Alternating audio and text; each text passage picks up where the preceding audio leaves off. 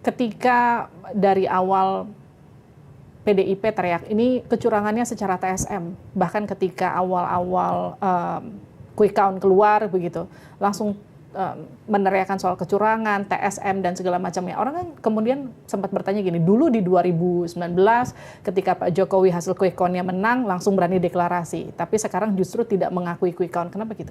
Karena kan kita sebut TSM, kenapa? Dari keterlibatan aparatur negara itu kan terjadi terus sampai pencoblosan.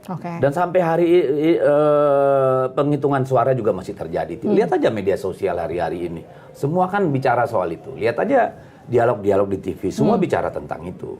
Nah, kita mendapatkan bukti otentik. Misalnya pada bagaimana ITC rekap itu, ya, pada jam 12 itu. Jam 12 siang tuh pada hari coblosan, kayak apa statusnya. Lalu jam 7 malam statusnya kayak apa. Kita juga tahu bagaimana tiba-tiba si rekap dihentikan, lalu dipindah ke Singapura, ya. Lalu pakai false identification, dia disebar. Jadi kalau yang cek, oh ini seolah-olah Jakarta, kadang di Cina, kadang di Singapura, kadang di Amerika gitu. Ini kan nanti menjadi bahan kita untuk angket. Jadi kita tidak ngomong asal-asal. Karena kita juga mendapat informasi bahwa quick count itu di-intercept, ya. Kalau bicara terlalu teknis nanti kita mengada-ada. Biarlah nanti dibuka itu di ini. Tapi lihat saja hal yang ganjil. Quick count itu margin of error-nya 1%. Yes, kurang lebih tidak boleh lebih dari situ, ya. Karena kenapa? Karena dia mengambil sampel hasil, bukan interpretasi atau persepsi orang. Ya. Jadi itu freeze gitu ya. Nah, itu kan sampelnya di Indonesia 2.000 sampai 2.500 gitu ya. 3.000 kurang lebih punya Litbang.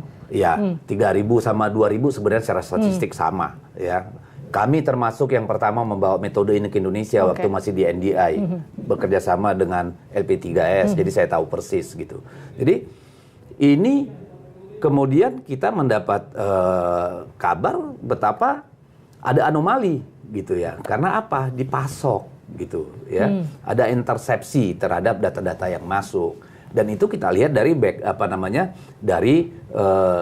data yang disampaikan orang-orang IT ke kita, IT merah putih, ini para ahli IT gitu. Nanti itu kita buka di hak angket atau di Mahkamah Konstitusi lah. Tapi kejahatan ini begitu vulgar dari yang kita dapat.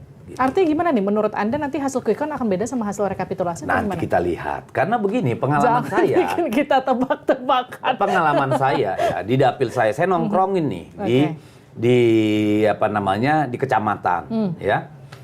Di TPS. Itu kalau mau masukin hasil paslon 02, itu lancar jaya itu jalan tol. Tapi begitu masukin hasil di 03, ya apalagi di kecamatan nih, nginputnya langsung hang dan error. Akhirnya nggak ngerti saya. Jadi itu yang membuat keluhan teman-teman saksi itu akhirnya penghitungan jadi sangat lama. Gitu loh. Jadi apa itu yang terjadi? Nggak tahu. Kabarnya kan ada kuncian nih supaya hasilnya sesuai dengan sesuai dengan si rekap. Ya kita nggak tahu.